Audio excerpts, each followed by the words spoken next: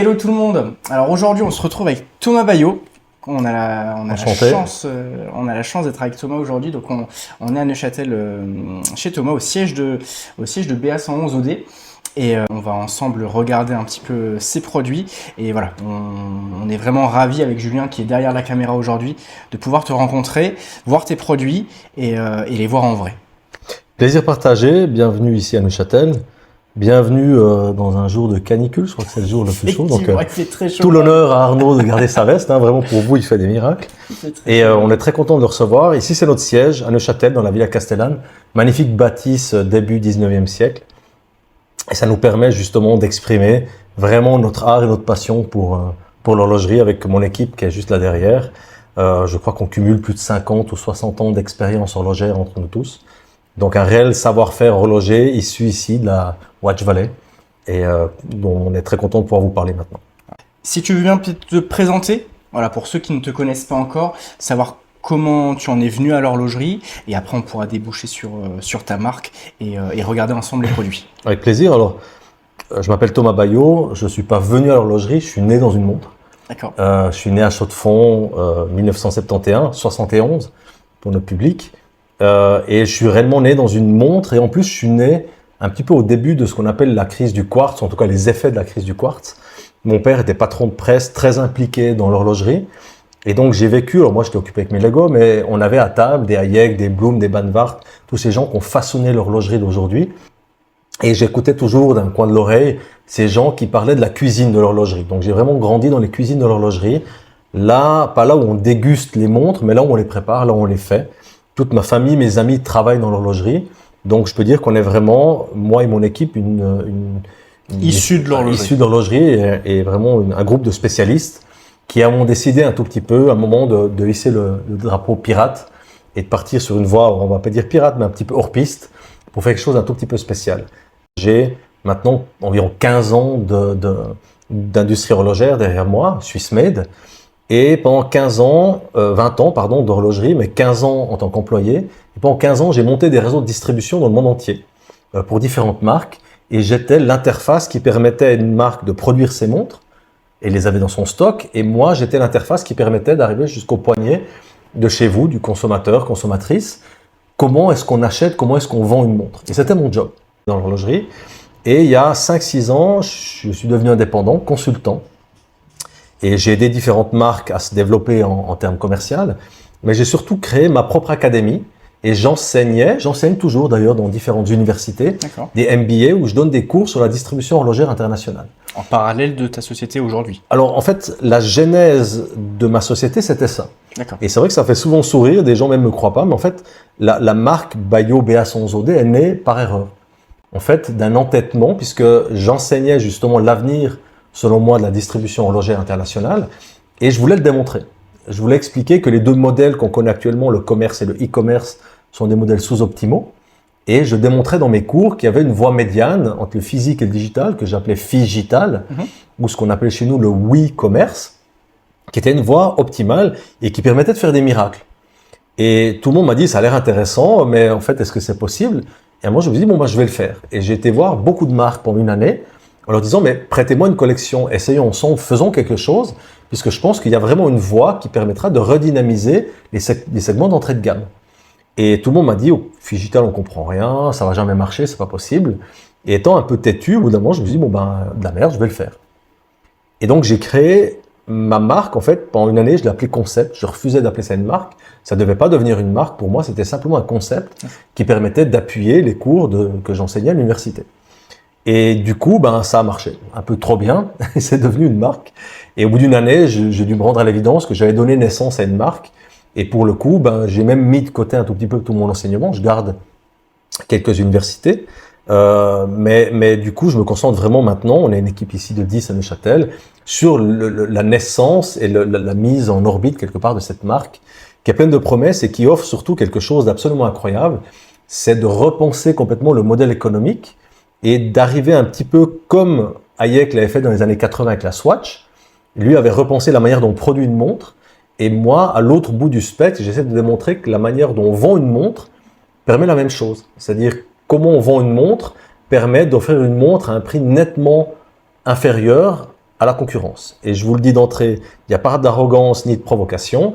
La marque BA111 OD offre le meilleur delta de toute l'industrie. C'est pas arrogant, c'est mathématique. Si vous voulez, on ne peut pas battre le modèle que j'ai mis au monde.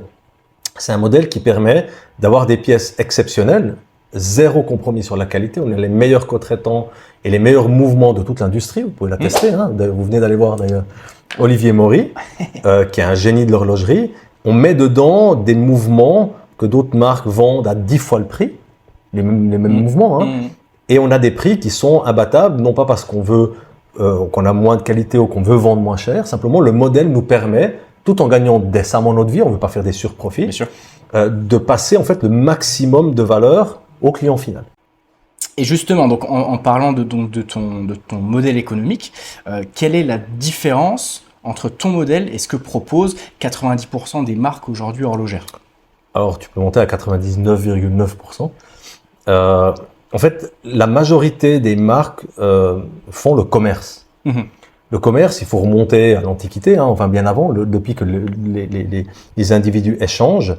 En fait, pour pouvoir faire du commerce, il faut un lieu, il faut un service et un stock, qui sont symbolisés aujourd'hui par un magasin, des employés qui vous y attendent. Un détaillant, effectivement. Et un détaillant et des pièces dans un magasin.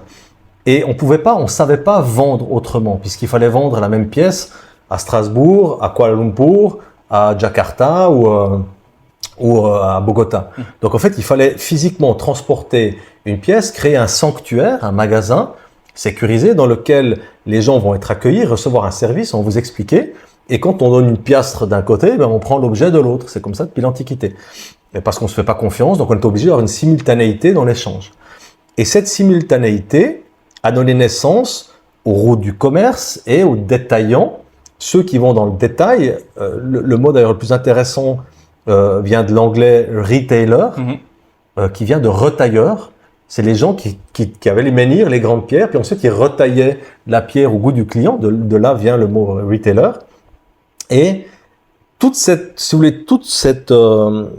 intermédiaires, celui qui va acheter les stocks en gros et les transporter dans le pays, s'appelle un distributeur. Ensuite, le détaillant qui va dans le détail, sont nécessaires pour réaliser cette transaction et faire en sorte que, à moins d'1 kilomètre de chez vous, vous avez quelqu'un qui vous attend toute la journée, qui paye des locaux, qui les chauffe, qui les refroidit, qui paye des employés et qui a des millions en stock pour proposer ces produits. Proposer ça. Ça s'appelle du service. Et c'est une commodité extraordinaire, mais qui a un coût énorme. Ce qu'on ne sait pas souvent, tout le monde blâme le marketing, mais en fait, la montre représente une petite fraction de ce qu'on paye quand on achète, alors qu'une grande partie, 2/3, est la distribution, pas le marketing, la distribution. Donc le fait de devoir avoir toute cette chaîne qui fait que quand vous voulez, quand bon vous semble, vous poussez la porte d'un magasin, on vous reçoit et tout est là. C'est ça. Est-ce que je critique ça? Absolument pas. Moi, je suis issu de la distribution et j'ai énormément d'amis, de gens que j'ai aidés. Et si vous voulez, il n'y a rien de mal là-dedans puisque tout le monde doit manger. Mais cette commodité a un coût et ce coût est très important. Et c'est le client final qui va le payer. À l'opposé, vous avez le e-commerce, ce petit E qui est l'introduction du digital dans le commerce, qui est la composante en fait qui donne un accès direct entre la marque et le consommateur final. J'aime bien comparer ça au canal de Panama qui va relier les deux océans, l'Atlantique et le Pacifique. Avant 1914, il fallait faire le détour par le détroit de Magellan. C'était, je crois, 21 000 km entre New York et San Francisco.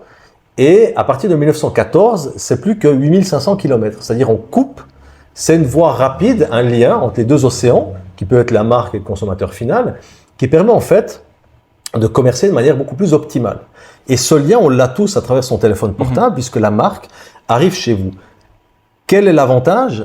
C'est que on économise énormément de kilomètres quand on passe pas par les intermédiaires. Effectivement. Et donc on économise énormément de marge. Donc c'est 2/3 de marge que les marques investissent pour payer à juste titre les détaillants et distributeurs. Eh bien en fait, ces marges-là, les marques se le mettent dans la poche. La petite histoire un petit peu triste, c'est que souvent elles se mettent dans la poche. Elles vous le donnent pas. Alors qu'elles multiplient leur profit par 3 à 400%. C'est monstrueux, voire un tout petit peu exagéré. Parce qu'elles pourraient redonner aux clients, elles réinvestissent en ça. Qu'est-ce qu'on a? Juste pour conclure, on a un modèle, le commerce qui est très bon en expérience, très mauvais en marge. Et le e-commerce, c'est exactement l'inverse. C'est très bon en marge, mais par contre, c'est très très mauvais en expérience. C'est aussi froid que le pixel de votre téléphone. Donc, ces deux modèles sont sous-optimaux. D'un côté, on a la marge, de l'autre côté, on a l'expérience. Et moi, ma quête, c'était Phygital, c'est-à-dire de se dire comment est-ce qu'on peut réconcilier la marge et malgré tout garder l'expérience. Donc, quand tu parles de ratio, là, on a ce modèle, par exemple, Open Earth qu'on a sous les yeux à 600 €. Si on parle de ratio de 2, toi, ton coût, on peut parler d'à peu près 300 francs suisses. Exact. D'accord. Bah, quand on n'a rien à cacher, on est transparent. Et de nouveau... on le souligne parce que c'est très rare. Une marque aujourd'hui qui va parler de ses marges ou de ses coûts, on n'en a pas beaucoup. Bah, inversement, la vraie question, c'est pourquoi personne n'en parle. Je suis désolé de retourner. Enfin, moi, je suis pas là pour polémiquer ni mettre personne dans la merde. Je connais les marges ou les ratios. Il y en a même qui montent à 30. Oui, parce que tu as travaillé dans l'industrie. Je suis né dans les cuisines, donc je sais exactement ce qui s'y passe et puis et quels sont les poids et les mesures. Oui, on a nous quelque chose qui s'est jamais fait dans l'histoire. C'est un ratio de 2. Ça n'existe pas. Et ça n'existe pas puisque personne ne peut survivre à un ratio de 2, puisque soit si on utilise la distribution traditionnelle, c'est un ratio de 7, c'est-à-dire une montre 3 aigus automatiques simples, ça va coûter 175 €. Vous la retrouvez à 1000 € en magasin. C'est un x6, x7. Bon, vous la retrouvez environ à 600 sur les e-commerce, les pure players, parce que c'est un x4, parce qu'ils doivent surinvestir en marketing. Ben nous, vous la retrouvez à 800. Et nous, on l'a justement à 600 parce qu'on a ce ratio de 2. Et ça, c'est un ratio qui n'a jamais été tenté. C'est pour ça que personne ne voulait tenter mon expérience parce que personne pensait qu'on puisse survivre avec un ratio comme ça. Puisqu'on n'a pas la distribution et du coup, on n'a pas le marketing. Et si on n'a pas la distribution, comment est-ce qu'on se fait connaître sans marketing? Grâce à nos clients. Et du coup, c'était ce que je voulais tenter. Du coup, ça marche. À qui le bénéfice? À vous, les clients, puisque vous pouvez accéder à de la très haute horlogerie à un prix très intéressant. Et on va justement rebondir là-dessus. C'est vrai que nous, dans notre recherche avec Julien, on regarde un peu tout ce qui se fait dans l'horlogerie. Et voilà, on avait pour but de voir Olivier Maury justement, parce que lui est spécialisé donc dans le tourbillon d'une manière générale sur la complication. On regarde un petit peu les tourbillons chinois, etc. Et dans notre recherche, on est tombé sur ta marque, parce qu'Olivier avait travaillé dessus. Et on a surtout vu le tarif proposé sur ton premier tourbillon qui était proposé à 5000 francs suisses, je crois. Alors, on l'a lancé à 3920. 3900. Pour les 50 premiers clients, ce qui a été une détonation. Et ensuite, on est monté au prix juste, qui est un x2 pour nous. Oui. C'est-à-dire, on l'a mis à 5540 francs suisses. C'est plus en euros. Malheureusement, c'est une histoire de TVA bien sûr, qui est beaucoup plus élevée en France. On est aux alentours de 5700, 5800. On est aux alentours environ de 6000 € environ. 6000 €, très bien. Effectivement, tout en sachant, parce qu'on a vu Olivier Maury, il y aura une belle vidéo qui sortira d'ailleurs, qu'on connaît à peu près les tarifs que propose Olivier sur ses mouvements, et on peut vous dire qu'effectivement, Thomas aujourd'hui ne nous ment pas, qu'on est sur ces taux effectivement au niveau de marge. Alors, moi je suis transparent, c'est-à-dire même sur mon site internet, j'ai mis la liste des co-traitants avec qui on bosse. On a été sous enquête, même journalistique. Je m'en réjouis, c'est-à-dire les gens à un moment n'ont pas cru. Et vous savez, ce qui est terrible, c'est que quand vous arrivez avec des prix comme ça en horlogerie, ça se retourne contre vous. C'est vrai que moi, ça a été toute ma crainte ou question de me dire, voilà, moi je travaille dans l'horlogerie, on a la chance d'avoir des très belles marques, et c'est vrai qu'un tourbillon, quand on regarde, c'est entre 70 et 150 000 €. Exact. Est-ce que le client, et c'est là où tu pourras justement rebondir pour légitimer entre guillemets tout ton produit, qu'est-ce que le client va se dire en se disant mais pourquoi... Déjà, il faut poser le gabarit. On a un tourbillon, des superlatifs dedans, ça te cale pas. Faut quand même savoir, hein, c'est quand même les meilleurs au monde quasiment pour faire ce genre de choses. On a 120 heures de réserve, 105 heures, on va passer à 120 de réserve de marche sur un seul barillet. Exactement. Allez voir tous les autres tourbillons, je pense pas qu'ils y arrivent. 5000 G de résistance au choc, c'est monstrueux pour un tourbillon, et 2000 Gauss d'antimagnétisme. Donc c'est quand même un tourbillon de tous les superlatifs. On n'est pas sur un tourbillon au rabais. On est 100% composant neuchâtelois dans le tourbillon. Et puis en plus, on est allé très très loin en termes de finition. Du coup, vous êtes là, vous pouvez l'authentifier. Tout à fait. On allait anglais, on a bouchonné le pont des minutes. On est allé vraiment très très loin en termes de finition. On vous mettra des plans, hein, justement. On est sur une boîte en titane grade 5. On a fait un DLC avec notre propre couleur qui s'appelle gris tantale. Donc on est vraiment allé très très loin en termes de finition. Et pour répondre à ta question, qu'est-ce qu'en disent les gens? Je vais y répondre en te donnant le nom de ce tourbillon, puisqu'on lui a donné un nom. Il s'appelle le chapitre 4.1 Veblen Dilemma. Ah. The Veblen Dilemma, c'est-à-dire le dilemme de Veblen. Et là, c'est intéressant pour vous, spectatrices, spectateurs. Thorstein Veblen, c'est un économiste autrichien qui a théorisé sur ce qu'on appelle l'effet Veblen, ou plus connu sous le nom d'effet Snob. L'effet Veblen, c'est quelque chose qu'il a mesuré et qui décrit l'attitude, en fait, que les gens ont face à un objet de luxe qui est très cher. Dans l'offre et la demande, quand le prix d'un bien augmente, pour le coup je suis économiste, c'était la base, le b.a.-ba, si le prix d'un bien augmente, la demande va diminuer. Or, justement, dans les biens ostentatoires, comme décrit Thorstein Veblen, ou biens de luxe, si le prix d'un bien augmente, sa demande va augmenter. Exactement. C'est la même chose si vous voulez le tester sur vous. Quand vous allez, vous voyez un pot de crème pour le visage à 50 €, vous dites, waouh, ce qu'ils ont mis dedans, ça doit être incroyable. Vous avez le pot d'à côté qui en coûte 15 ou 12 ou 5, et vous dites, bon, c'est forcément moins bien si c'est ce prix-là. C'est ce qu'on appelle l'effet Veblen, c'est-à-dire plus c'est cher, plus les gens se convainquent que c'est de meilleure qualité. C'est ça. Et en plus, c'est un marqueur social, puisque si c'est très cher, que les gens vont me voir avec quelque chose de très cher, je vais affirmer quelque part ma position sociale. Tout à fait. Mon tourbillon s'appelle le dilemme de Veblen. Pourquoi? Parce qu'à 5 000 €, comme à 600 € quand on voit mes chapitres 3, les gens se disent, à ce prix-là, forcément, c'est un peu moins bien. Et je t'avoue que c'est toute la réflexion justement qui s'est fait autour de moi quand j'en ai parlé. Je sais. Donc j'ai répondu à la question avant qu'on me la pose. J'ai appelé ça le dilemme de Veblen. C'est 5 000 €. Est-ce que c'est moins bien que quelque chose à 50 000? Non. Ben non. D'où le dilemme. Effectivement, le prix joue en notre défaveur. C'est la boutade que vous m'avez dit en rentrant, pourquoi on ne met pas cette montre-là à 1 200 € comme certaines marques peuvent faire avec le même mouvement. Sur ton chapitre 3, effectivement. Ouais. Voilà.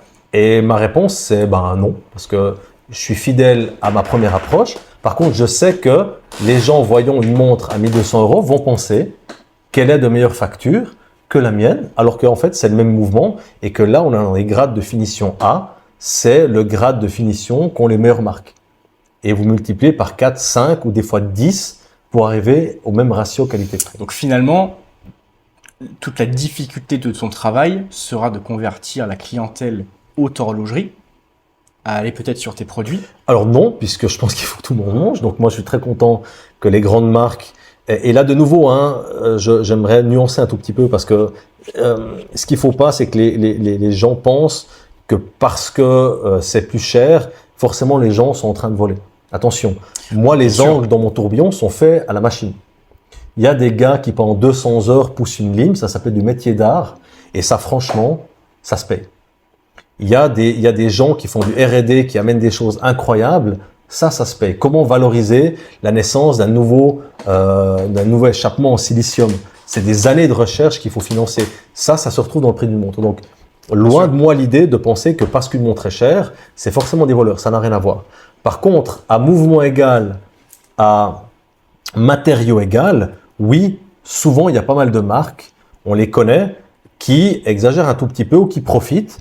Et honnêtement, qui vont faire des marges importantes. Mais est-ce qu'elles profitent, elles? Non, pas forcément, puisqu'elles vont aussi redonner cet argent aux intermédiaires qui, comme on l'a vu, font aussi un job fantastique. Les magasins ont une raison d'être puisque les gens vont pouvoir aller quand ils veulent, etc., etc. Donc moi, je suis pas du tout en train de critiquer les magasins. Par contre, je suis en train d'offrir une alternative et même dans mon modèle d'affaires, il y a une voie pour les magasins. On en parlait, je crois, l'autre fois au téléphone, en préambule de notre rencontre. Quand on dit qu'une personne va dans un point de vente, pour moi, c'est faux. Alors oui, la sanction ou la finalité, c'est la vente. Mais quand vous passez 1 heure dans un magasin à regarder la montre, poser des questions, en fait, il y a 59 minutes d'expérience, c'est-à-dire le vendeur va vous recevoir, vous montrer la montre, présenter. Mais la transaction, la vente pure, le fait d'achat, c'est 1 minute ou c'est quelques secondes pour passer la carte de crédit.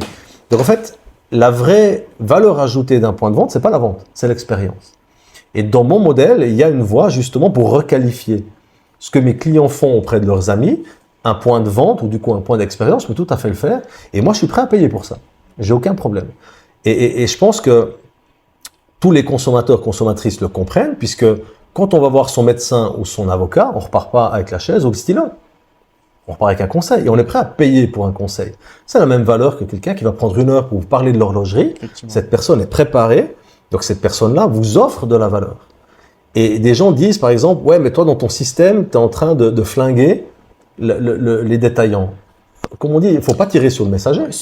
C'est pas le sentiment que j'ai eu quand on a discuté du moins. Exactement, Arnaud, parce que je pense que de toute façon, c'est pas moi qui tire sur le détaillant, c'est le e-commerce qui fait que les gens, les prix. Ils voient les produits en ligne, ils se disent ça a l'air pas mal, surtout c'est vachement moins cher parce que j'achète en ligne. Mais du coup, je vais aller dans les magasins, je consomme l'expérience, je la mets au poignet, merci, puis après je l'achète sur Chrono24 ou ailleurs. Et ça, c'est pas très cool. Pour parler de tes produits, donc aujourd'hui en collection, combien tu as de montres justement en collection? Alors ça avance vite, hein. Je pense qu'au moment où on fait notre interview et le moment où il sera diffusé, on aura déjà 5 produits de plus. On va parler maintenant du lancement enfin de notre premier chapitre exclusivement féminin. On a chapitre 3, 4, 5, 6 et Delta. Ça veut dire qu'on a 5 collections. Il y en a une 6e qui est en préparation, qui va être lancée bientôt. Et évidemment, pas mal de choses dans le pipeline, des déclinaisons, etc. On compte actuellement, on va dire, au moment où les gens verront cette vidéo, je pense qu'on a environ une 20aine de modèles différents sur différents chapitres. Suivant les déclinaisons. Et suivant les déclinaisons. Et on essaie d'offrir une palette. Mon but, c'est de construire une collection un peu cohérente qui permette à quiconque de trouver soit une 3 aiguilles, une montre féminine, un chrono ou un tourbillon. Et demain, il y aura aussi d'autres modèles. Mais on essaye vraiment aussi pour toutes les bourses d'offrir quelque chose de très valable. Et c'est ça qui est très intéressant. Donc ce modèle femme, c'est quoi son nom? Alors son nom, c'est chapitre 6. Chapitre 6. Et son nom, justement, c'est assez sympa puisque ce n'est pas le nom que nous on voulait, c'est le nom de gens qui ont parrainé nos collections. On a un système qui est d'ailleurs très intéressant, je crois même le premier dans l'industrie, où on a offert à nos parrains d'investir dans notre société. Ils investissent pour une année, ils ont un intérêt qui est assez intéressant, c'est ce que je devrais payer aux banques. Et en fait, ils vont avec nous faire naître une collection.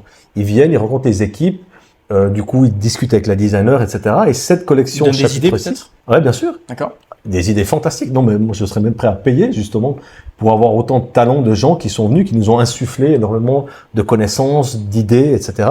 Ce qui est très intéressant, c'est que c'est le client final finalement qui te dit ce qu'il aimerait au poignet. Exactement. Et toi tu le mets en œuvre. Et ça a une énorme valeur. Et du coup, on crée en fait on co-crée les montres avec les différents parrains qu'on a.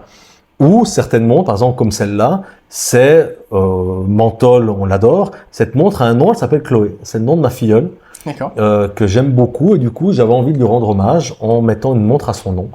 Donc cette montre-là va s'appeler Chloé. On a Stella, on a différentes. On a une Julia que j'apprécie énormément. Cette montre, en fait, est sortie. On l'a vraiment créé les premiers prototypes en juin. Et Julia est née en juin. Donc son papa, qui sponsorisait un modèle, a voulu donner le nom de cette montre le même mois où cette montre est née et où sa fille est née. Super. Dernière nouveauté aussi, donc celle-ci sera annoncée au moment où on sort la vidéo. Elle sera tout à fait. Mais la nouveauté qui était sortie donc juste avant, c'est ton nouveau tourbillon GMT, donc qui est une édition limitée à 30 exemplaires. Exact. Qui est très intéressant. On mettra le lien. On mettra dans la description. Précipitez-vous. Alors, elle est splendide et si vous voulez, c'est le pendant plus calme des premiers chapitres tourbillon. Moi, j'adore les montres squelettes. Pourquoi? Puisque j'adore la transparence. Mon modèle économique est né, vous l'avez vu, de la transparence. Donc, j'aimerais qu'on voit dans les montres aussi comment ça marche. On garde cette transparence puisqu'on voit en fait plein feu sur le tourbillon. Mais c'est une montre qui est beaucoup plus calme. C'est un cadran qui est beaucoup plus tranquille, beaucoup plus horloger, on pourra dire, avec ce petit détail de GMT, donc un deuxième fuseau horaire, et qui permet d'avoir un tourbillon GMT, de nouveau aussi à un prix qui est absolument splendide, et qui permet à tout passionné de pouvoir enfin accéder à ce genre de pièces, mais aussi une montre qui est extrêmement belle, extrêmement calme, très raffinée, avec un cadran couleur crème et puis quelques petites indications assez subtilement diffusées sur le cadran. À noter que là, on a encore le prototype, la version finale aura quelques améliorations. Les vis bleuies seront grises, les index seront un petit peu plus facettés, l'aiguille du GMT sera un petit peu plus détaillé. Adéquate, d'être détaillée, un tout petit peu plus raffinée. Au niveau des couleurs, je pense qu'on peut en parler également, on mettra des photos. Tu as une super voiture qui est faite au nom de la marque. C'est un tout, comme on dit en bon français, c'est un kiff. Je dois vous dire que je suis tombé amoureux, mais je suis tombé amoureux en France. J'ai été à un salon horloger automobile à Beaune et j'ai vu cette Morgane que je trouve splendide. Et je trouvais que ça symbolisait énormément la marque. On est ici dans la Villa Castellane qui est ornée de verre, les volets, tout est en verre. Donc j'ai pris cette voiture Morgane en verre également. Et ce que j'aime beaucoup, c'est qu'en fait, c'est une voiture qui est complètement intemporelle. On se retrouve presque au temps de la Prohibition, dans les années 20 ou 40. Et ça fait presque 100 ans que ce design est temporel. Par contre, c'est une voiture qui est née en 2023. Donc elle a toutes les caractéristiques d'une voiture neuve, avec tout l'avantage de la technologie, comme nos montres, typiquement, cette montre, comme le tourbillon, ont des verres connectés. C'est une technologie de pointe qu'on est quasiment les seuls à offrir, en tout cas, on était les premiers à offrir dans le monde. Et ce qui est très intéressant, c'est qu'on garde un style très intemporel avec quelque chose de finalement très contemporain et très, très technologique. Et je trouvais que c'est symbolisé par cette Morgane. Donc on a sur les 30 pièces quelqu'un qui va gagner un long week-end avec la Morgane qui pourra en profiter. On mettra bien le lien dans la description. À bon entendeur, pour celles et ceux qui ont envie de s'amuser. On a également donc ton chapitre 3 avec une nouvelle génération qui va sortir, un petit peu plus squeletté si j'ai bien compris, plus lisible, qui va être très lisible, qui est très joli. On le voit dans les finitions, on vous mettra pareil en photo et en vidéo. C'est à mon sens léger entre guillemets en termes de détails, mais ça a son implication. Alors, ça fait le job, c'est-à-dire on voit vraiment beaucoup plus de mouvement pour le coup. Très à jour. Et enfin, la dernière pièce est, si je dis pas de bêtises, qui concourra pour le GPHG 2023. Exact. Ton modèle Delta. Donc malheureusement qu'on n'a pas physiquement, c'est le prototype, mais qu'on a en belle affiche juste derrière nous. Si tu peux nous en parler un peu plus de cette montre, parce que je crois que ça, pour le coup, c'est une première mondiale. Alors c'est une première mondiale. Je suis vraiment amoureux de cette pièce et de sa symbolique, je dois dire. Pour la petite boutade, mais c'est pas faux. Quand j'ai vu ce mouvement en fait triangulaire, j'ai tout de suite adoré pour une simple raison, c'est que je me suis toujours dit qu'il y avait un truc qui tournait pas rond dans l'horlogerie et du coup j'allais pouvoir le démontrer. C'est une hypocycloïde, c'est-à-dire c'est la danse de deux cercles qui ensemble décrivent un triangle. Comment on fait ça? Il suffit de repenser au spirographe quand on était petit, qu'on mettait un cercle dans un cercle, on tournait puis ça faisait des formes. En fait, c'est ça. C'est un spirographe interprété. Jamais personne ne l'avait fait dans l'industrie. Et on est très très fiers de montrer qu'on a non seulement innové dans le modèle d'affaires, mais aussi dans la création de mouvements, puisque c'est notre propre mouvement complication manufacture, à savoir entièrement développé aussi en Suisse. Et ça permet en fait de réinterpréter la lecture du temps. C'est un temps qui compte et pas un temps qui court.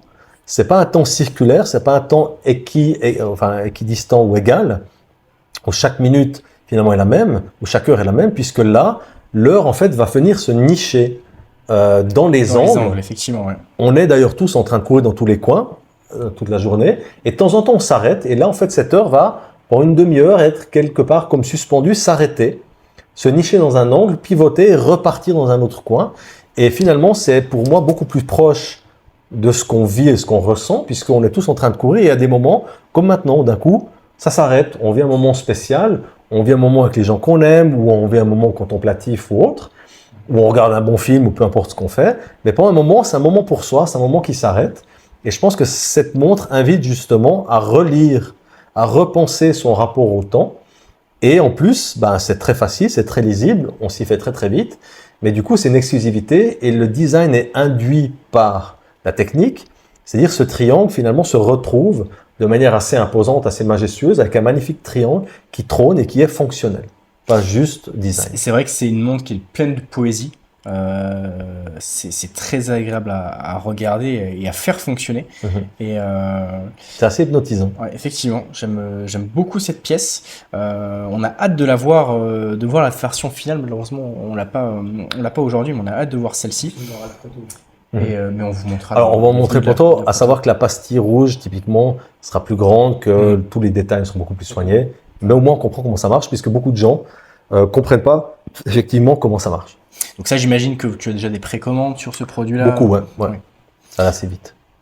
À savoir aussi, si je peux me permettre de remettre une petite couche, on aurait pu, puisque là, il n'y a pas du tout de concurrence, personne n'a jamais fait un mouvement comme ça, notre propre manufacture, complication 100% Swiss made, évidemment, on aurait pu taper à 10-20 000 euros. Cette montre est en dessous des 3 000 euros. Et là, on reste fidèle à ma vision, qui est d'offrir de la très belle horlogerie, de la très haute horlogerie, à un prix. Alors, certes, c'est un certain prix, mais pour ce que c'est, je pense que c'est un prix qui est très accessible. Non, effectivement. Après, je pense que c'est aussi ta signature, c'est d'être peut-être 3, 4, 5 fois moins cher que la concurrence sur des choses qui sont concurrentes. Il peut y avoir de la concurrence, ou alors même sur des choses qui n'existent pas, d'être sur des prix plutôt abordables. Ça, c'est ce qui est très intéressant. Et que ce soit pour nous qui venons découvrir les produits, ou pour la clientèle, le client. Après, heureusement, il y a toujours des gens qui vont penser que s'ils dépensent plus, ça va être mieux, tant mieux. Comme ça, toutes les marques peuvent manger. Et je m'en réjouis. Et tu ne mets pas les marques à dos. C'est pas de me mettre tout le monde à dos non plus. Pour parler mécanique, donc là, sur la Delta, on est sur un mouvement manufacture. Non, le mouvement, c'est une base Soprod M100. D'accord. Sur lequel on est venu rajouter notre propre module. C'est pour ça que je parle de complications manufacture. Très bien. Au niveau du tourbillon, donc ça, on en a discuté, il est proposé par Olivier. Bien sûr. Et au niveau des autres mécaniques, donc je crois que le chronographe, c'est un Valjoux. C'est un Valjoux 7750. Et maintenant, dans toutes nos montres, on a basculé sur du Soprod. On a gardé quelques STP. D'accord. Dans nos montres, mais on a quasiment basculé tout sur du Soprod. Mouvement suisse dans tous les cas. Absolument. Et toutes nos montres sont Swiss made, toutes nos montres sont mécaniques. Parfait. Mais écoute Thomas, je suis vraiment ravi d'avoir